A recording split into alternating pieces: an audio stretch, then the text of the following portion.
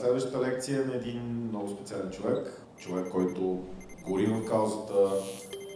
Предполагам сте го виждали в много различни радио и телевизионни схватки, словесни, физически, дори с всякакви антилегализационни лели и чичовци. Човек, който действително така доста страстно се отдал на това, което всички ние правим. Междувременно си има и пациентска организация, която се казва Рестарт, и изключително се занимава с правата на пациентите в България, това, което им се случва, опитва се да подкрепя хората, които са в нужда, така по един идеалистичен начин да потъна напред каузата. Моля с много силни аплодисменти да посрещаме вас като хора.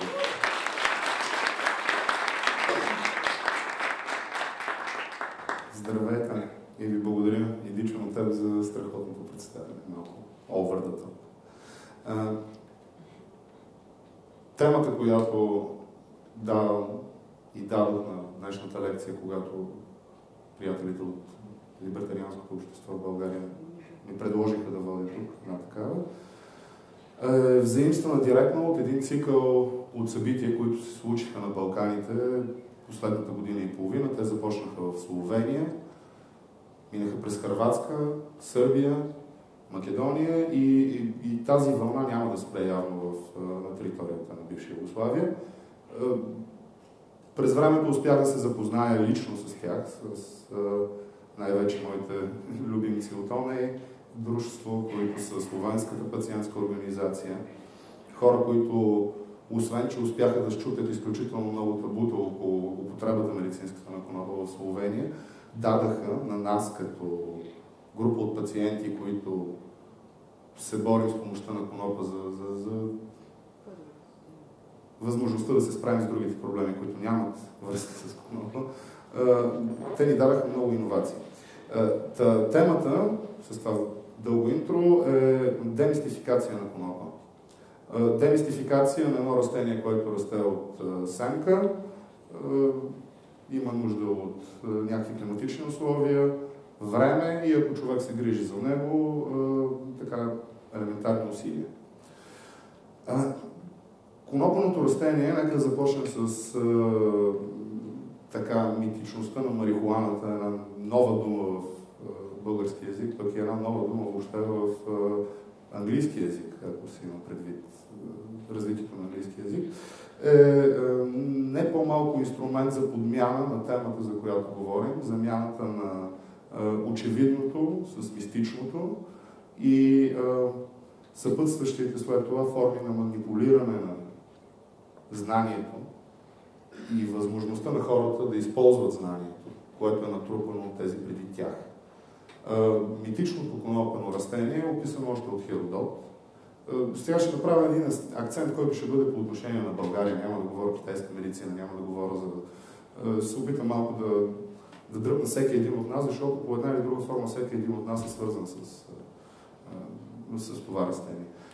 Херодот, който го описва при траките и скитите, начините на консумация, там са били от форма на мегабонгове в затворени шатри, където се пари огън с растенията. Има няколко етнолози, които разглеждат тракийските Дионисиеви мистерии във връзка с големите огньове след беритбата на конопените растения и така границите, които Дионисиевото дава, нали, като знак на нашите тракийски мистерии.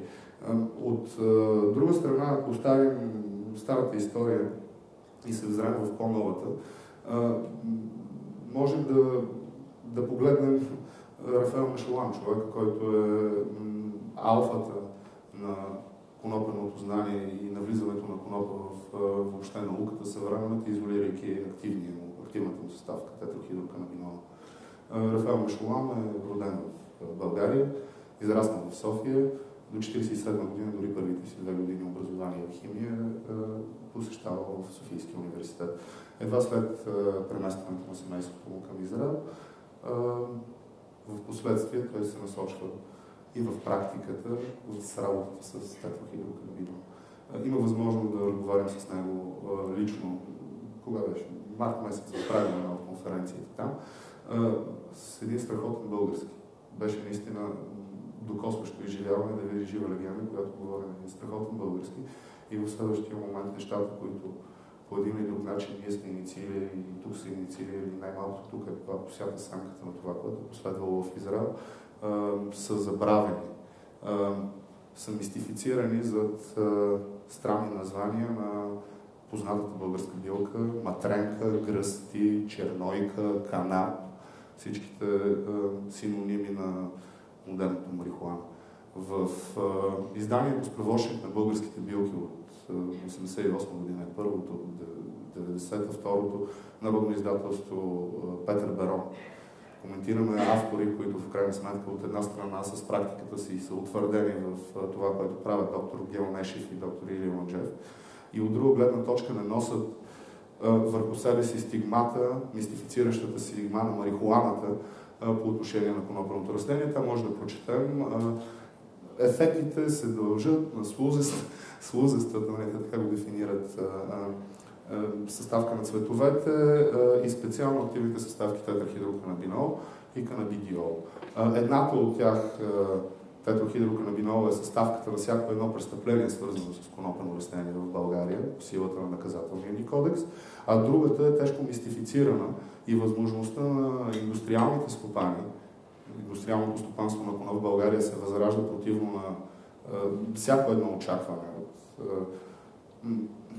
как да кажем, аналитичните фактори наоколо, кой ще да го предполага и истината за това е, че явно семката е силна, семката и конопената, защото човек, който го започна преди 2-3 години го инициира, имаше възможност да говори по темата преди мен, това е Алекс Червенков.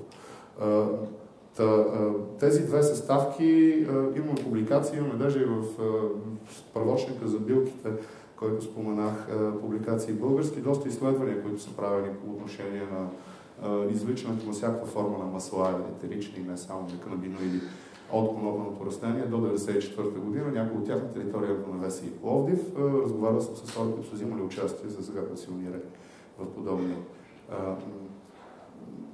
научни работи и практически работи. От тази гледна точка идеята, че марихуаната е нещо ново и марихуаната е нещо непознато, бих се съгласил лингвистично и тук бихме влезнали в някакви спорове за езика, за хоризонтите на съзнанието, за спомените ни и как те могат да бъдат подменени. Бих могъл да влезна дори в някаква културна критика, ако се взрем в афиша на софийските театри. Ще видите връщането на Стратия, връщането на Хайтов, връщането на това, което Марио Спуркински прави с текстовете на Ангел Краличев. Аз ви изваждам съвсем от медиума на конопелна. Темата е там, те двете неща се докосват и за да се осъзнаем мистифицирането на цялото нещо, трябва да осъзнаем, че някакси отвътре нашата собствена памет за нещата, които ние вършим и сме вършили, нашите родители са вършили. И хората преди тях. И дори по мъртвите езици, четено по Хиродот, са го правили в продължение на хилядолетия, стои тук. И тази памет, която ни е взета, ние трябва по някакъв начин да си я завоюваме. Това е едно решение, което е личностно решение за събирателния образ на българина. И аз вярвам искрено, че конопа не е най-големият проблем за решаване в България, бидейки обаче по една или друга форма ангажирани академично с политиката като политолог и участник в доста научни проекти, които са свързани с политология и социология. Паралелно смея да твърда, че това е нещото, което може да ни послужи като лупа, за да осветим изключително много малки детайли, които сякаш ни обягват и за които не можем да съберем из артикулирането им. Че представете си колко незаконно е човек да произведе нещо от млечен продукт, кисело мляко, сирене, качествено и добро, с бактерии, естествено, това не става по друг начин, и да го продаде на близък или пък, не дай се Боже, на обществена пияца. В смисъл на общественото здраве, което е заменка на народното здраве, лингвистично, това е престъпление срещу общественото здраве. Естествено, като едно такова престъпление може да има и неприятни последици за някои по веригата, както при случая с конопа, освен замайването, което някъде и някога ще премине при предозиране, най-вероятно ще става въпрос за някой, че е отишъл до туалетната няколко пъти повече, ако е ял домашно направено сирене, което му е понасил. И както с домашно направеното сирене, за да ме разберете правилно, при медицинската употреба, има количества, които вършат работа и количества, над които вече работата почва да не се върши както трябва. Конопената билка и практиката с нея, била тя в народната медицина, лечение, класическата, българската, в постиженията, които можем да ги четем, ако някой има нуждата, желанието, времето, усилията и нервите да прочете едно истинско научно изследване от кора до кора, може и с това да се занимава. Но ние трябва да стъпим на нещо, което в крайна сметка е тук и сега. И сега, тук и сега, ние в България говориме и от всякъде от медиите и днес на семинара разговаряме за много неща, които също имат нужда от известна демистификация, за да може да говорим правилно за конопа и конопените излици. Има чисто практически неща, които са неточно изказани, неща, които се губят в езика ни, в ежедневния език. Конопеното масло е едно такова нещо. Конопеното масло, по принцип, как да ви кажа, нещо, което Рик Симпсън прави и за което Гил говореше преди това, е практически конкрет. Конкретарните в България, които се занимават с лавандула или с рози или с каквото и да, след екстракцията на етеричните масла, което става при пара, с помощта на алкохол правят един конкрет. Ето вижте, технологията не е нещо, което е хипермодерно или измислено и изключително само под патент. Розоварни в България бол и конкретарни също към тях. Въпросният конкрет е изключително беден на мазнини. Вътре няма никакви липиди. Да се нарича масло, нещо, което е смолисто и лепне и няма никаква мазнина в себе си, е просто некоректно. Ето, тук нещо може да се загубим в превода. Как обаче това се случва в ежедневната практика? Въпросният конкрет е изключително потентен. Той събира в себе си по-голямата част от канабиноидите наличните, ако е направен качествено, събира всичко. Въпросното нещо е толкова силно, че буквално идиотски човек да се опитва да си отдели правилната доза, която между другото също на базата на изследване и на практика е ясна. Просто идиотско да се опитва някой да си гледа, или както по филмчета, вземете едно оризово зрънце и след това вземете още малко от оризовото зрънце, едно към гилтване, може да си представите как или взимате 20% по-малко, или предозирате с двойна доза практически, защото кое как изглежда. В практиката, тъй като е маслено разтворимо цялото нещо, много лесно може да бъде разтворено, дали ще бъде когато се намазва в някакъв крем вазелин или когато ще се използва перос през устата да бъде разтворено в мазнина, то се разтваря в алкохол, ще по-късно накрая, когато чета някои факти от хартията, че някои думи човек не е добре да импровизира върху тях, с това ще завърша последната демистификация. Маслото е масло до толкова, доколкото това е смола, която е разтворена в масло, за да може човек да го дозира по-добре.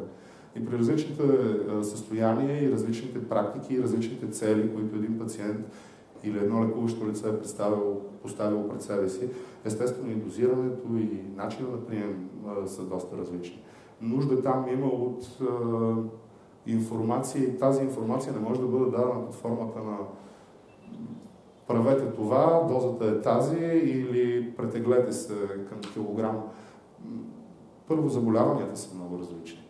Много често, всъщност нека за да започна това да го включа във втората демистификация, около конопа и рака. Ще говорим за конопа и рака накрая в съвсем научен детайл и съвсем проверен детайл, но диагнозата на раковото заболяване е като при Ана Каренина и множествената склероза също е така.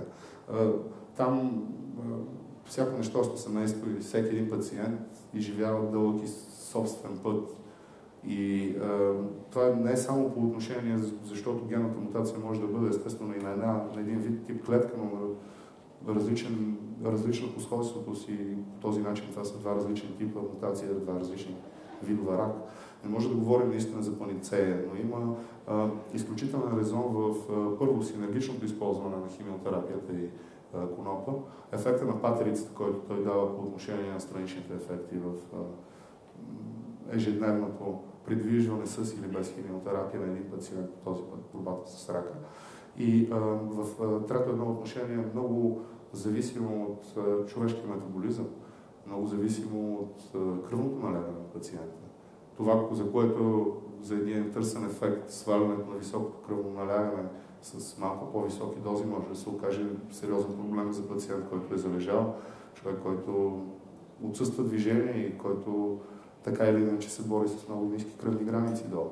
При всички положения там конопа трябва да се прилага с внимание и нищо не може да замени опита.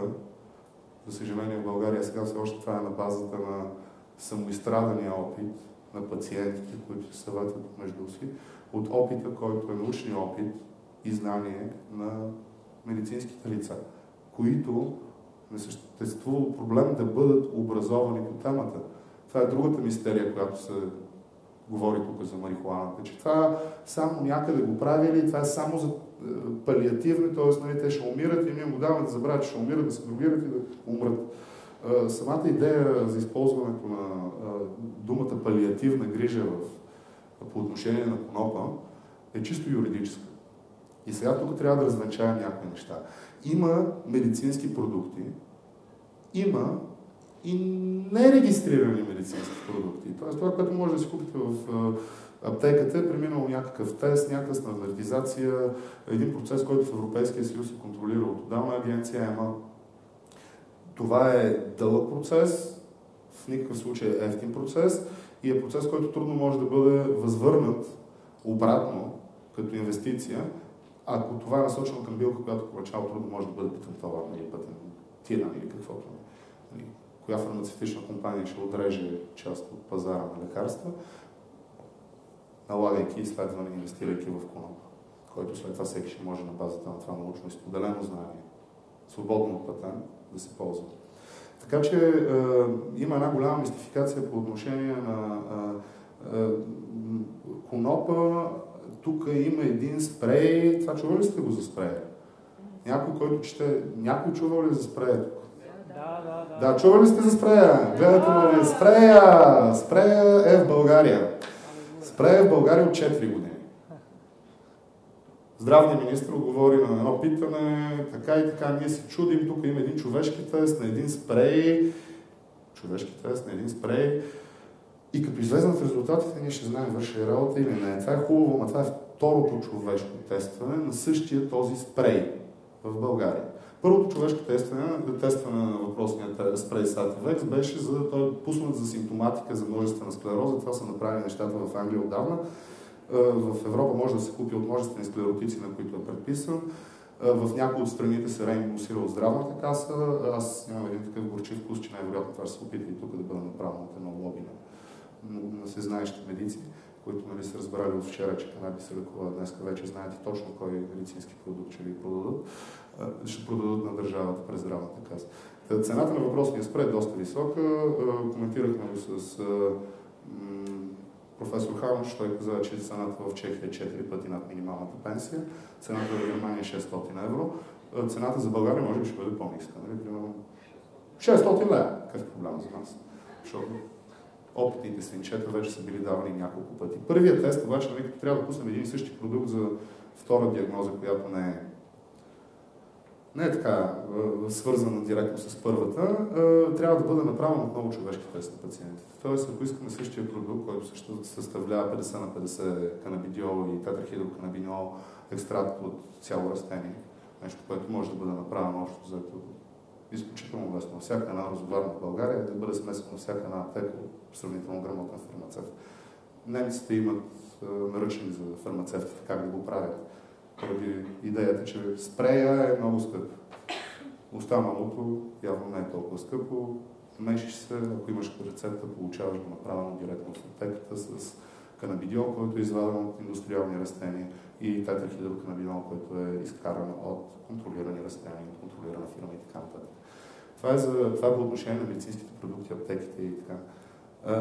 И спираме, защото няма да говорим за канабис. Канабиса няма приложение като медицински продукт, цялото растение, главата, която познавате, свиването, изпаряването. Това е абсолютен абсурд, защото не е така. Има медицински продукт, който е сухо растение, нарича се, сега на първото не му казах името. Първото се казва Sativex спрея, второто се казва Bedrocan.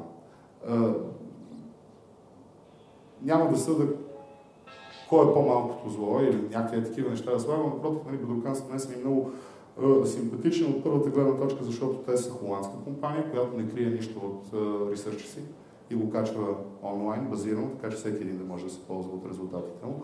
Второ, те са легитимен партньор на Холандското здравно министерство в развитието на тяхната здравна програма. Трето, те са официален тендер, една от 8-те компании, която се надява медицинската програма на канала. Те са честни компании и всяка една е много голяма. По отношение на канабиса, така да си го вземеш и да си го свиеш и да си го изпушиш и веднага да почне да работи и веднага да тушира синдрома, ако това е пациент на синдром на Туре или пациент с тежка спастичност или човек с час и половина да се чака да премине състоянието някакси не е оферта. Добре да се инхалира, вече не да се пуши. Там е отговор. Цялото растение. Дали ще бъде... А какво отличава Badoocan от другите неща? Ами, това е нещо, което отличава ножа от скалпел. Нарича се гама-радиационно облъчване. В много малки дози гама-радиация, която е контролирана, минава през цялата партия от конопени съцветия и бактерии, гъбички, микроби, каквато и да е плесен, изчезва. По същия начин, както ножа, който е мръсен, минава през гама-радиатора и е готов за операция, по същия начин и конопа, който е гама-радиационно облъчен, е готов за употреба директно като коноп.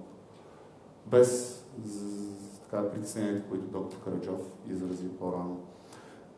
По отношение на домашното потребление от там нататък, всеки може да носи собствената си отговорност, аз не знам там какво се случва.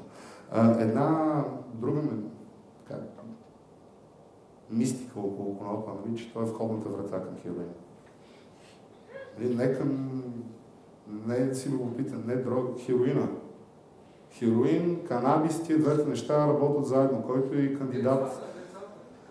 Не децата бе хероина, бе, човек, не е само за деца хероина. Така. Има научно обоснована връзка между хероина и канабис. И тя е толкова добре научно обоснована и толкова разбираема, че аз наистина не мога да разбера как хора, които практически могат и да работят на улицата с хероинозависими лица, да не говорим за хора, които работят в болница с хора, които им се предписват опиоиди в уникални количества, не могат да разберат потенцирането на канабиноидните рецептори, придаването на канабиноиди отвън или професор Хануш може да обясни за работата, той е откривателя на ендоканабиноидната система. Стимулирането на тази ендоканабиноидна система потенцира работата на опиоидните рецептори. Какво значи потенцира работата? Подобрява работата им. Те могат повече, което означава, че по-малко количество дава по-голям ефект. И ако си хероинозависим на улицата Пловдив, Столипиново и отидеш и трябва да си вземеш това, което те там разбъркат с метадон, за да работи, с някакви други неща, за да слезе някъде около 7% съдържание и така нататък, значи със сигурност е добре и обичаш и искаш да пушиш и трева, за да може това нещо, което ти го продават на улицата, да работи. Другото нещо, ако не е някакъв буклук от улицата, консумацията става по-ниска.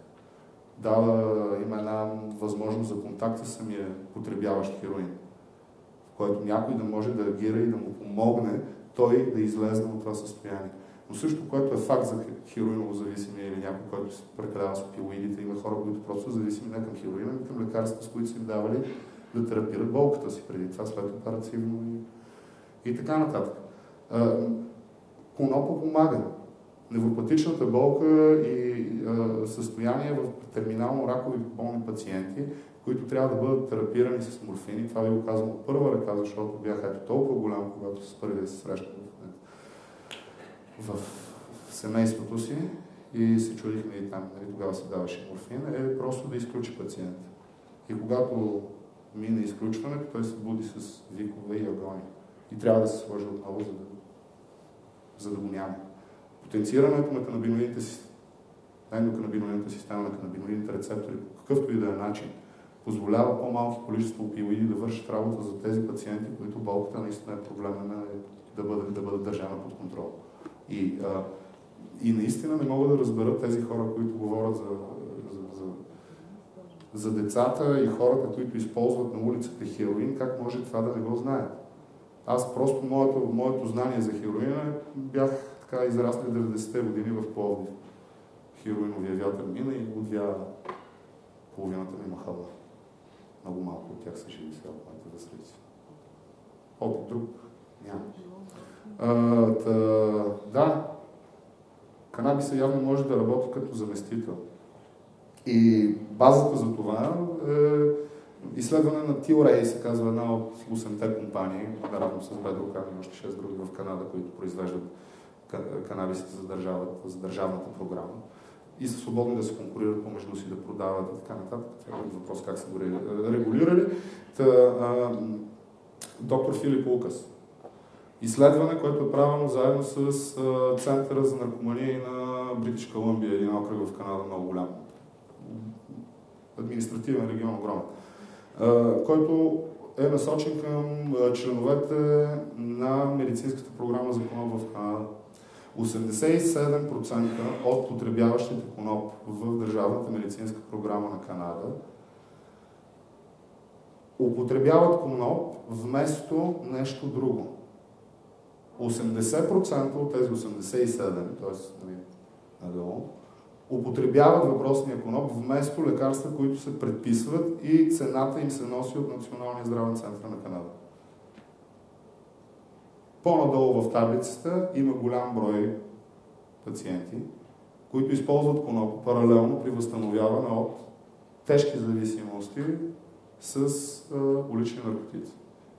Там техният проблем не е това, да ние познавахме като хероин в 90-те години, там е метамфетамин, гледате там сериали, знаете какво се случва в Северна Америка. Данните от конопа като входна врата към другите, по всички положения с изследването от Британска Колумбия ни дава възможност за гледане на конопа като субститут. Като субститут в изследването е казано, мисля, че колко бяха, 20% го използва като властно заместител и на алкохол. Тоест, ако биха пили. За вредите и ползите няма смисъл да разговаряме. Сеща ли се някой за някоя друга такава, някакъв друг митичен момент, който не съм споменал, който има нужда от демистификация? Да? Ами, че според мен центровете за наркомания и измерителите на тези неща са още начин да се продължи проблема и е доказано, че не помага. Мога ли аз да влезна в конкретика? Пловдив, Столипиново, страхотно място. Могат да се направят много неща, които даже са свързани с темата на конопа по дяволите. Това е паралелно общество. Това е паралелна реалност, която съществува до нашата реалност и даже ние нямаме представа, че тя е там. По същия начин, както вероятно, ако нямаше възможност да доведем днес тук Анита, вие нямаше да имате представа, че тази невероятна жена пред нас в количката е тук с нас и че тя съществува и някъде друга там затвора на хронично болните. Техният дом и техните надзиратели са най-близките. По отношение на Столипиново, там се съхранява хероина и там се отива да се купува хероина. Ченгетата не влиза първо, защото нали е ясно. Второ, хероиновите наркомани спят далече от центъра, имат сигурно снабдяване. Има някаква полулибертарианска схема там с това хероин и гетото. Записваш се в метадонова програма, нека да кажем, що не са 3 метадонови програми. Мой приятел, бивш следовател криминална полиция, по-обикновено да обяснява тия неща. Как при ромите, зависимостта, консумацията на хероин, движенията са много странни и проследими и как се заплаща и така нататък.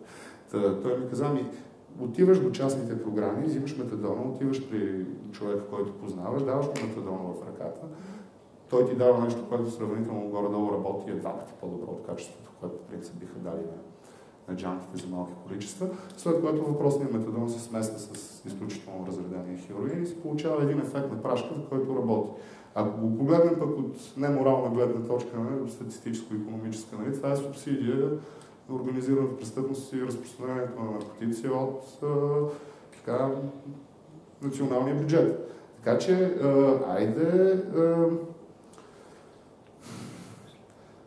айде обаче от другата страна да не прозвучи, че аз плюя на тия хора в в лицата. Напротив, те работят страхотно, някои от хората, които наистина работят с зависимите, а не се хранят от зависимите. Метадон няма в Русия. И там те са принудени се върнат неща, които убиват още по-бързо от хероина. Може би това е тяхната форма на превенция, някаква тотална биополитика на да мрат. Ние обаче, въпреки че пак работим с биополитика, стадото, приръст, мриръст, това е проблем, давайте вие се маскираме за някакви концепции, които са по-хуманни, по-модерни, в които личността все пак има някакъв промат и така нататък. Да? А какво мислите по въпроса, че неща като метадон, примерно, са един начин просто за по-хуманно отритване на проблема, вместо да се изследват така, добре. Свързани са нещата. И Бога, и ласка, те са добри варианти, но съвсем друга концепция тук. И двете са страхотни, моето лично мнение. Обаче аз поговоря от името на някаква друга група на колектив. По отношение на метадона, понеже съм работил с зависими в Германия 2 години, съм менажирал работата на една психотерапевтична, нещо като мъжката медицинска сестра, която дърпа картите и прави там и психотества на компютри за зависимости в Германия. Мога да кажа, че метадоновата програма работи, когато целта на програмата е пациента да спре метадон. Всяка програма, която работи на принципа пациента да се връща да си взима лекарството, е идеята, че производителите на инсулин някога ще изцарят диабета. А те са 99,5% от всичките финанси в лечението на диабета. Това са затворени, доста така политически обвързани неща. Искам малко да избягам от тях сега. Някаква друга мистерия за конопа? Шизофренията? Шизофренията е мистериозно нещо. Аз в принцип познавам някакви шизофреници на Расперон, които ако... Какво се случваше? Той върви, не може да спре да върви. Поведението физическото на шизофреника е много подчертано. Какво беше извадил една цигара и започна да я пуши? Аз викам, човек, не какво пуши, той вика индика. Защото от другото се параноясвам, нали? Индика. И както си говорим, и той ми подава цигарата, аз си взимам учтиво, нали, да си дръпна, връщам му цигарата и сядам на една пейка. 30 минути седяхме и си говорихме, нямаше никакви тремори, никаква нужда за безцелно бродане из стаята. Накрая момчето ми каза, че има ерекция, защото среща имаше някакви момичета. И след това почна да говори за сексуалните си проблеми, които са друга бира. Шизофренията, при положение, че тия сортове, които стават все по-потентни, все по-достъпни, че хората, които вече знаят за конопа и го употребяват даже в някакъв ексцес в рамките на модерна история, проследима статистически от 20-30 години, не ни показва, че с завишената консумация, с много по-потентния канабис и всичките неща около нас, някъде статистиката на болните от шизофрения се е повдигнала. Никъде. Никъде. Дори и в България не се е помръднал. А пък Националният съвет за наркотични вещества върши толкова страхотна работа, че ние практически явно или нямаме наркопроблем, или поне наркотиците нямат връзка с шизофренията. Зависимостта ще остава да говори следващото нещо. Сега, нека се върнем към спрея. Спрея е луда работа. Спрея, първият му тест беше за паркинсоняци. Затова трябваше да се тества върху хора. Тествано на някъде тук в България, някой е посредничал. Има си тънка номерца около това да посредничиш на фармацевтични фирми, да тестват лекарства върху хора. И те могат да бъдат много луденки. В смисъл, наистина, имах веднъж удоволствие да разговарям интимно с смисъл без камери, без други хора на чаша, с една жена, която възрастна жена, която е професионалист в това нещо и ти какви неща не говориш. Лудно нещо. Първият човешки тест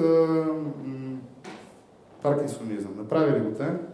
Минало, ние на въпросния съвет, който доктор Караджов спомена на Националния съвет за наркотични вещества, викаме, добре, след като направим този тест, какъв е този тест, ние си спомняме, да, то звучеше логично, ние им разрешихме да го направят, те го направиха. Аз викам, добре, резултатите. За съжаление, резултатите са собственост на GW Pharmaceuticals, които са извършили теста за...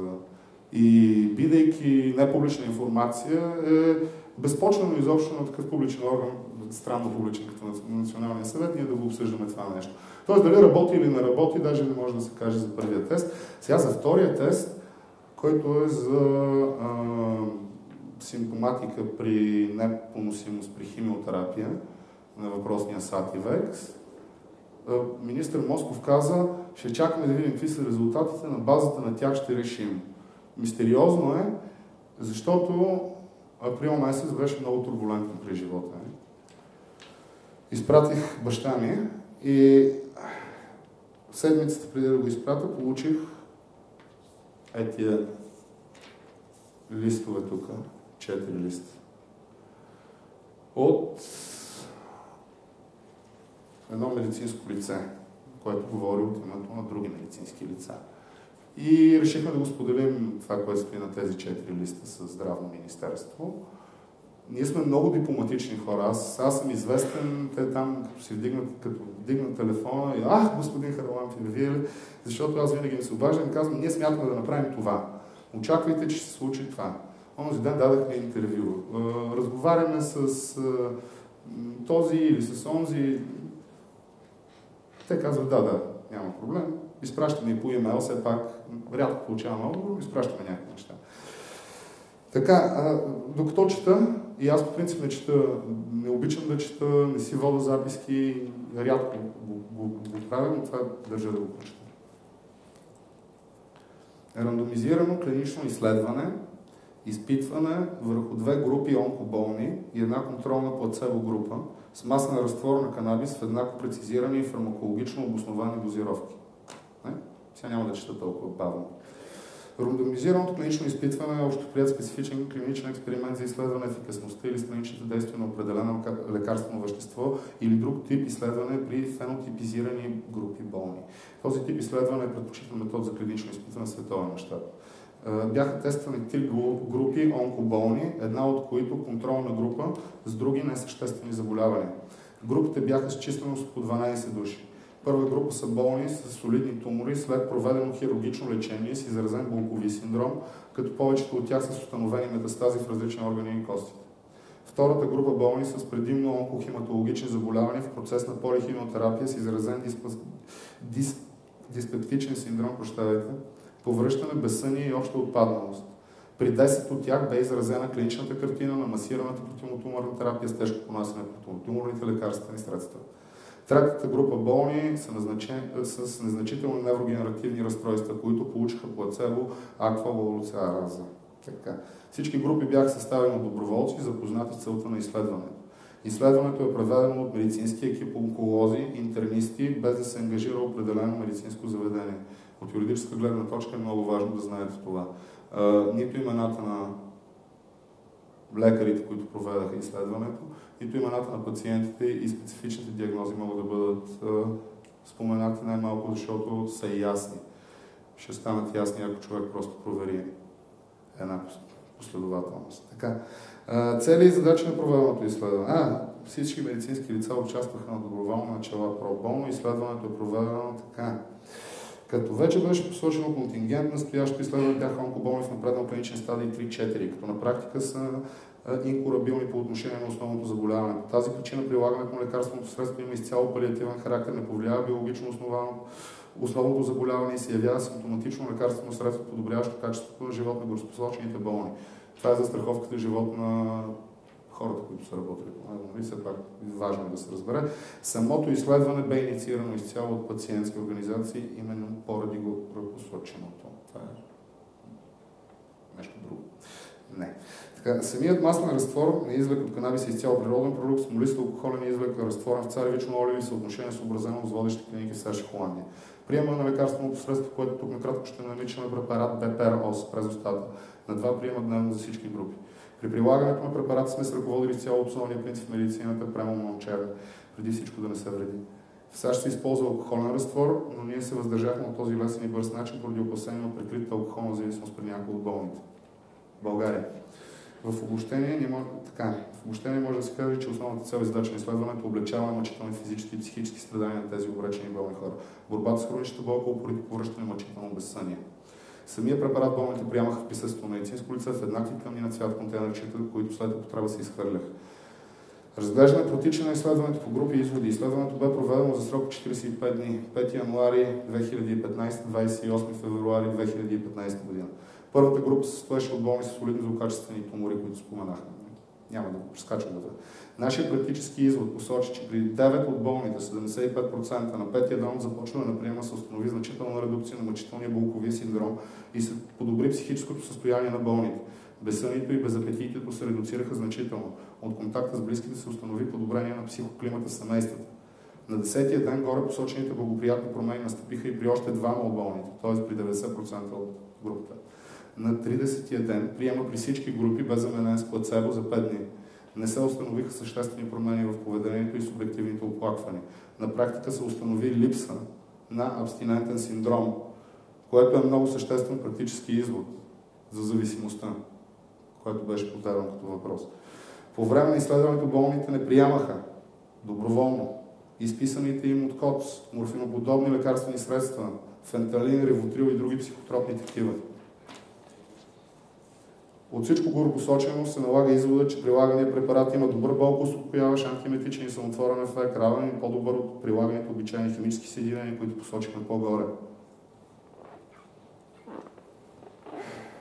Много добър ефект при тези болни. Лесно се прилага, не се установиха странични действия, препаратът е значително по-евтин от всички химически препарати. Това мисля, че е относително относно производството на самия препарат. Няма да влизаме в детайли. В рамките на изследването значително се подобри качеството на живот на тези болни, подобри се психическия статус, значително се редуцираха натрапливите мисли и се подобриха семейните взаимоотношения на болните. Забележка. Всички болни задължително се подбираха с близки до тях хора от семейството, полагащи непосилни, неприятни в някои случаи грижи за състоянието. Втората група се състоеше от болни с онкохематологични заболявания и такива на ниво тъкан в процес на трудно понасяща се полихимиотерапия. Методиката на изследването беше същата като при първата група. Спецификата на тази група бе, че болните бяха в период на масирана полихимиотерапия, понасяща се мъчително на повечето болни в групата.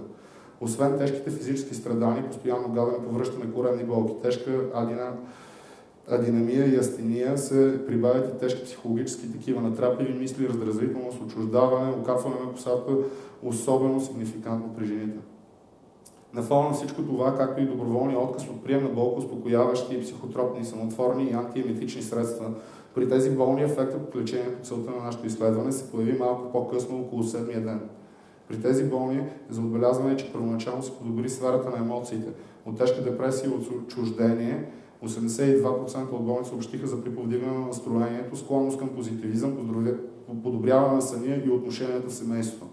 На 14-я ден при близо 85% от болните се редуцираха до минимум гаденето и повръщането, значително намаляха коремните болки и се повиши физическата им активност. На 30-я ден почти 90% от болните с желание и доверие приемаха препарата. Близките им съобщиха за неочаквана от тях положителна промяна в чисто психологически план. Всичко това не дава пълно основание да заключим, че посоченият продукт е полезен за тази група болни, прият в референтни дози. Считаме, че всичко това постигнахме поставената задача, значително подобряване качеството на живот на тази група болни. Третата група болни, плацебо групата, бяха също онкоболни, но преминали 5-годишния период на комплексно лечение с добър ефект и някои остатъчни неврогенеративни прояви и депресивни състояния. Разбирате, че за плацебо групата не може да бъде използвана група от практически страдащи и болни пациенти, които доброволно да се откажат от приема на болкоуспокояващите. Няма морално основание за провеждане на такава форма на изследването. Да сме живи и здрави. Плацебо групата. Тези болни общуваха с така. При тази група вместо посочения вече препарат се използва плацебо ефект, контейнерчета съдържаха аква лауроцераза. Тези болни общуваха с останалите групи и приемаха препарат в еднакви тъмни контейнерчи. Очудващо при тях ефектът бе на 100%. Всички черни мисли и незначителни оплаквания озвучаха за около 15 дни. Подобри се настроението им и вярата в добрия край.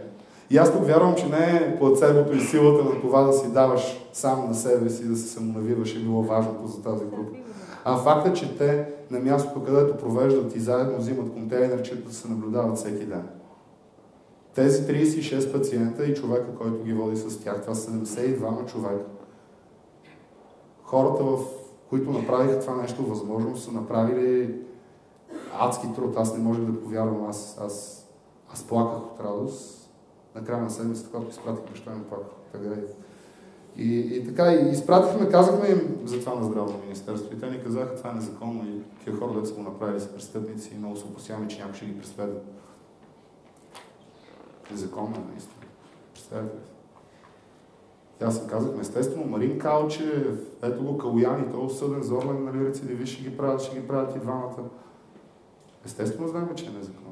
Ама вие имате нужда от Джордано Бруно или? Така, това е.